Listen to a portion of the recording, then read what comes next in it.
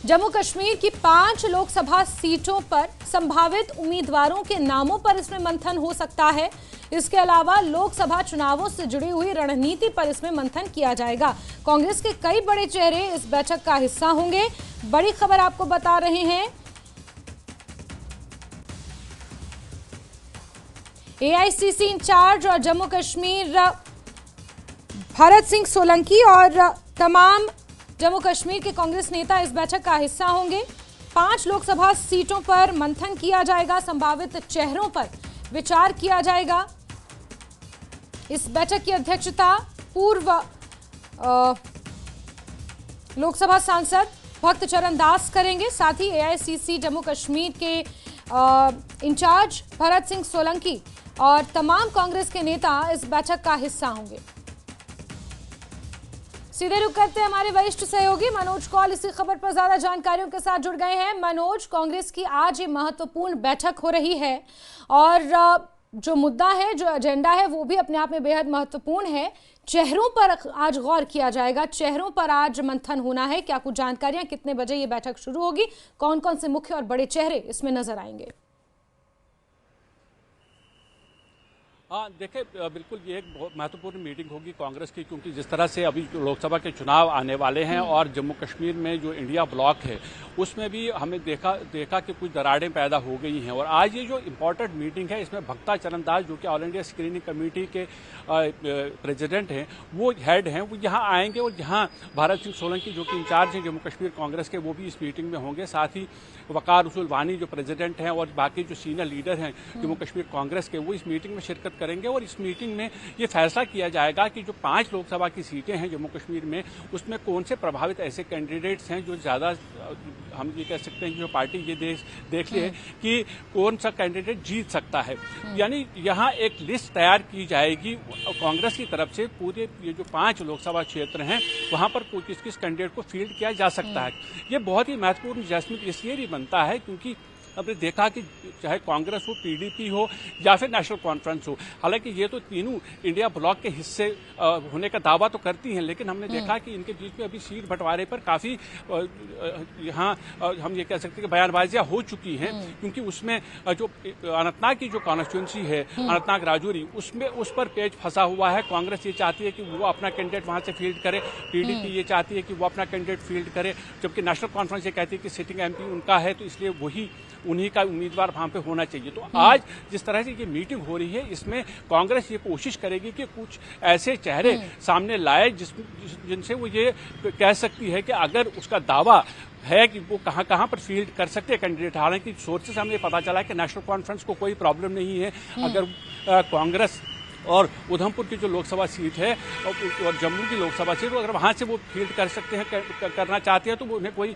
उसमें आपत्ति नहीं है। लेकिन सबसे बड़ी बात यह है कि जो अनंतनाग राजौरी की लोकसभा सीट है उस पर कौन पार्टी को अपना उम्मीदवार उतारेगी, उस पर सबसे ज्यादा पेच फंसा हुआ। तो यहाँ कोशिश कांग्रेस की ये रहेगी कि अनंतनाग राजौरी से वो एक ऐसा चेहरा दे दें ताकि नेशनल कॉन्फ्रेंस और पीडीपी को ये समझाने की कोशिश की जाए कि ये एक कैंडिडेट है जो ये चुनाव जीत सकता है। तो यहाँ आज इसीलिए ये महत्वपूर्ण बैठक है। अगर यहाँ से जब फाइनल होगा तो उसके बाद ये देखना होगा कि क्या इंडिया ब्लॉक का यहाँ पर सीटों के बंटवारे पे कोई सहमति होती है या नहीं। बिल्कुल बिल्कुल मनोज, और क्योंकि आपने सबसे पहले जिक्र किया इंडी गठबंधन में जिस तरह की दरारें देखने को मिल रही हैं, हालांकि वकार रसूल वानी का वो बयान यहाँ पर बेहद महत्वपूर्ण रहेगा जिसमें उन्होंने ये कहा था कि नेशनल कॉन्फ्रेंस और पीडीपी सिर्फ घाटी की कुछ सीटों पर अपनी आमद दर्ज करा रहे हैं और अगर 5 की 5 सीटों की बात की जाए तो कांग्रेस हर तरफ एक्टिव है। ऐसे में नेगोशिएशन का जब सवाल आता है, नेशनल कॉन्फ्रेंस कुछ कह रही है, कांग्रेस कहीं ना कहीं एक लीड लेने की कोशिश कर रही है, जो वकार रसूल वानी ने हाल ही में कहा था। तो क्या हम ये माने कि जो अन्य राज्यों की तरह जम्मू कश्मीर में भी पेंच अड़ सकता है, क्योंकि नेगोशिएशन की संभावनाएं सीटों पर बेहद कम नजर आ रही हैं? जी हाँ, बिल्कुल जैस्मिन, यहाँ पर भी उसी तरह का देखने को मिल रहा है, क्योंकि हमने देखा पीडीपी, नेशनल कॉन्फ्रेंस और कांग्रेस तीनों अलग अलग बयान दे रहे हैं। कांग्रेस का ये कहना है कि उसकी प्रेजेंस हर जगह पे है। नेशनल कॉन्फ्रेंस ये कहती है कि उनके जो कैंडिडेट्स हैं, जहाँ पर पिछले बार उनके कैंडिडेट्स कामयाब हुए थे, वहाँ से वो अपने कैंडिडेट उतारेगी। पीडीपी का ये कहना है कि अगर हम इंडिया ब्लॉक में हैं तो हमें भी सीट शेयरिंग में कोई एक सीट तो मिलनी चाहिए, क्योंकि पीडीपी चाहती है कि साउथ कश्मीर से यानी अनंतनाग राजौरी की जो सीट है वहां से वो चुनाव लड़े। कांग्रेस का ये कहना है कि चूंकि राजौरी का जो हिस्सा है वो अनंतनाग पार्लियामेंट्री कॉन्स्टिट्यूंसी का हिस्सा बन चुका है, इसलिए वहां पर कांग्रेस के जीतने के ज्यादा चांसेस हैं। जबकि नेशनल कॉन्फ्रेंस कहता है कि ऑलरेडी जब उनका एमपी है, क्योंकि उमर अब्दुल्ला ने पहले ही ये कहा था कि जब सीटों का बंटवारा होगा, अगर फ्री पोल अलायंस होता है तो स्टेटस को मेंटेन किया जाना चाहिए, यानी जो कैंडिडेट, जिस पार्टी का कैंडिडेट जहां से जीता है वो वही पार्टी वहां से कैंडिडेट फील करेगी। तो यहीं पर यहाँ पर ये जो अनंतनाग राजौरी की सीट है वहां पर पेच फंसा हुआ, और अब यही देखना होगा कि कौन सी पार्टी कामयाब होती है, अपना कैंडिडेट फील करने में क्या कोई सहमति बन पाती है। लेकिन जिस तरह से हमने देखा है जो कांग्रेस है, कांग्रेस का ये कहना है कि जम्मू और उधमपुर तो वो अपने फील्ड करेंगे ही कैंडिडेट, उसमें लगभग सहमति है। नेशनल कॉन्फ्रेंस भी ये चाहती है कि अगर वो 2 सीटों से अपने कैंडिडेट फील्ड करती है तो कोई आपत्ति नहीं है, पीडीपी की तरफ से कोई आपत्ति नहीं है। तो इसी तरह से जो श्रीनगर और बारामूला की सीट है, श्रीनगर और बारामूला की सीट पे नेशनल कॉन्फ्रेंस को ये कहा जाता है कि क्योंकि वो वहां पर मजबूत है तो वो वहां से चुनाव लड़ सकते हैं। वो उनके जो उम्मीदवार है उनको सपोर्ट किया जाएगा कांग्रेस की तरफ से और पीडीपी की तरफ से। लेकिन सबसे बड़ी जो बात है, जहां पेच फंसा हुआ है, वो अनंतनाग राजौरी सीट का है, क्योंकि अनंतनाग जो साउथ कश्मीर का इलाका है वहां पीडीपी ये चाहती है कि क्योंकि पीडीपी का गढ़ रह चुका है, पीडीपी ये नहीं चाहती कि नेशनल कॉन्फ्रेंस वहां से चुनाव लड़े। अगर उसे लगता है कि अगर नेशनल कॉन्फ्रेंस वहां से चुनाव लड़ती है तो उसका जो वर्कर है वो शायद निराश हो जाएगा, उसकी जो बची खुची साख है वो शायद उस पर असर पड़ेगा, इसलिए वो चाहते हैं कि वहां पर पीडीपी का उम्मीदवार हो। नेशनल कॉन्फ्रेंस ये कहता है कि जो गेन हुआ है पिछले 4 साल में, जब से पीडीपी में से ज्यादातर लोग छोड़ के चले गए हैं, तो उनको ऐसा लगता है कि एक अपॉर्चुनिटी उनके पास है कि जो उनका जो बेस है उसको और स्ट्रांग किया जाए, क्योंकि आने वाले जो इलेक्शंस हैं और आने वाले इलेक्शंस में ये दोनों पार्टियां आमने सामने होंगी। तो यही सबसे बड़ी जो हम ये कह सकते हैं कि जो बड़ा मुद्दा बना हुआ है प्री पोल अलायंस में, वो अनंतनाग राजौरी कॉन्स्टिट्यूंसी है। और आज जबकि कांग्रेस की मीटिंग यहाँ हो रही है तो इसमें वो कोशिश करेंगे कि अनंतनाग राजौरी कॉन्स्टिट्यूंसी से एक ऐसा कैंडिडेट दिया जाए जिस पर वो दावा कर सकते हैं कि ये एक ऐसा कैंडिडेट है जो वहां से जीत सकता है। और जहां तक मीटिंग का सवाल है, जैसे आपने पूछा था जैस्मिन, पहले ये बताया गया था कि 12 बजे ये मीटिंग शुरू होगी, लेकिन यहाँ 12 बजे कुछ यहाँ के लोकल लीडर्स जो हैं, चाहे यहाँ के कांग्रेस प्रेसिडेंट हैं जम्मू कश्मीर के, वो आएंगे। लेकिन ये कहा जा रहा है कि जो दिल्ली से टीम आ रही है वहाँ क्योंकि फॉग है, शायद 2 से 2:30 बजे वो यहाँ पहुँचेंगे, उसके बाद ये मीटिंग शुरू। अच्छा जी साथ ही मनोज जी एक चीज़ और ये बताएं कि नेशनल कॉन्फ्रेंस को भी हम सुन चुके हैं, नेशनल कॉन्फ्रेंस ने भी कुछ हद तक अपने पत्ते खोल दिए हैं लोकसभा चुनाव को लेकर। कांग्रेस तो खुलकर बोल ही रही है कि हम 5 की 5 सीटों पर एक्टिव हैं और 5 की 5 सीटों पर लड़ना चाहेंगे, लेकिन पीडीपी ने अभी तक अपने पत्ते खुलकर नहीं सामने रखे हैं। ऐसे में दिल्ली में तो बैठकें हो ही रही हैं इंडी गठबंधन की, लेकिन प्रदेश में कोई एक इस तरह की संयुक्त बैठक देखने को नहीं मिली है जहां पर सीटों को लेकर, चेहरों को लेकर बातचीत की जाए। और ऐसे में लोकसभा चुनाव को लेकर वक्त अभी बहुत कम रह गया है। अगर मान लीजिए यहां पर भी बात नहीं बनती है तो इंडी गठबंधन तो फिर घाटी में और जम्मू में भी कमजोर ही नजर आएगा।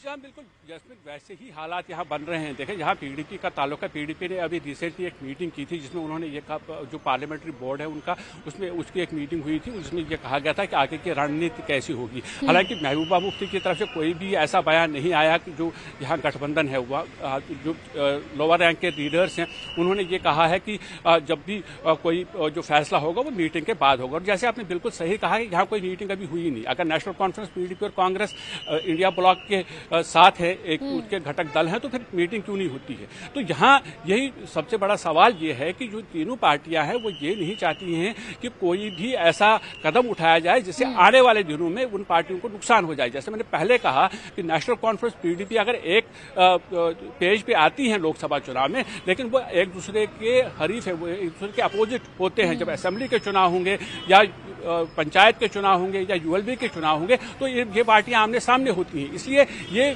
बहुत ही मोहतात तरीके से अपने पत्ते खोल रहे हैं, बहुत ही मोहतात तरीके से कदम उठा रहे हैं। लेकिन जिस तरह से हालात बन रहे हैं उससे ऐसा लग रहा है कि यहाँ जो जिस तरह से कई राज्यों में हमने देखा कि जो भी रीजनल पार्टीज थी वो कांग्रेस के साथ नहीं रही, यहाँ भी ऐसा ही लग रहा है। क्योंकि अगर अनंतनाग पार्लियामेंट्री कॉन्स्टिट्यूंसी से नेशनल कॉन्फ्रेंस, पीडीपी और कांग्रेस उम्मीदवार उतारने की कोशिश करती है तो उसका साफ ये मतलब है कि इस गठबंधन में यहाँ पर भी सब कुछ ठीक ठाक है। बिल्कुल। मनोज जी, एक आखिरी सवाल आपसे लेना चाहूंगी, क्योंकि चेहरों पर खास तौर पर इस बैठक में मंथन होगा, तो कांग्रेस के पास कौन से ऐसे संभावित बड़े चेहरे हैं जिन पर कांग्रेस पार्टी दांव खेल सकती है, इंडी गठबंधन को भी उनसे दिक्कत ना हो और कहीं ना कहीं जीत दर्ज कराने में भी वो चेहरे कारगर साबित हों? देखिए, यहाँ पर सबसे बड़ी बात यह है कि यहाँ जैसे पहले भी कहा कि जम्मू उधमपुर कॉन्स्टिट्यूंसी हो उसमें नेशनल कॉन्फ्रेंस को या पीडीपी को कोई आपत्ति नहीं है, कांग्रेस वहां से कैंडिडेट अपने फील्ड कर सके, वो फील्ड कर सकती है। लेकिन सबसे बड़ा जो पेज फंसा हुआ है वो अनंतनाग और राजौरी की जो कॉन्स्टिट्यूंसी है वहां पर पेज फंसा हुआ। जो हमें सूत्रों से जानकारी मिली है, ऐसा माना जा रहा है कि कांग्रेस ये चाहती है कि जीए मीर, जो कि पहले मंत्री भी रह चुके हैं और अभी जनरल सेक्रेटरी हैं, उनको वो फील्ड करना चाहती है क्योंकि वो साउथ कश्मीर के ही रहने वाले हैं और साउथ कश्मीर में वो चाहते हैं कि जो राजौरी का इलाका है, राजौरी का इलाका जो है उस एरिया में कांग्रेस का ठीक ठाक बेस है और कांग्रेस की यही कोशिश होगी कि जीए मीर को वो आगे करें, जीए मीर को एक चेहरा बना के पेश करें गठबंधन के सामने, उनसे ये कहें कि वो जीत सकते हैं क्योंकि साउथ कश्मीर में भी उनका खासा असर है और राजौरी का जो बेल्ट है वहां पर भी कांग्रेस पार्टी का बेस ठीक स्ट्रांग है।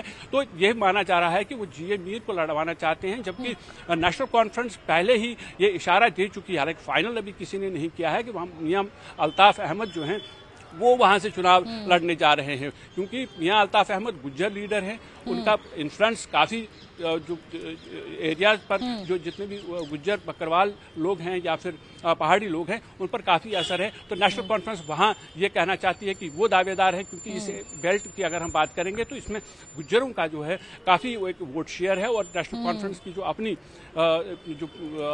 फाउंडेशन है वो भी स्ट्रांग है। तो यहाँ ये कोशिश की जा रही है, कांग्रेस ये कोशिश कर रही है कि वो नेशनल कॉन्फ्रेंस और पीडीपी को ये समझाने की कोशिश करे कि हमारा उम्मीदवार जो है वो आपसे स्ट्रांग है। हालांकि जीए मीर को फील्ड करते हैं या नहीं, लेकिन सोर्सेज से ये पता चला है कि कोशिश ये की जा रही है कि जीए मीर को वहां से फील्ड किया जाए और ताकि जो नेशनल कॉन्फ्रेंस है और पीडीपी है उनको ये बावर कराया जाए कि वो आपके कैंडिडेट से स्ट्रांग कैंडिडेट। बिल्कुल बिल्कुल मनोज, आपने जैसा कि जानकारी दी कि 2 से 2:30 बजे के आसपास ये बैठक शुरू होगी। दिल्ली से भी टीम आ रही है, बेहद महत्वपूर्ण बैठक है, आप नजर बना के रखें।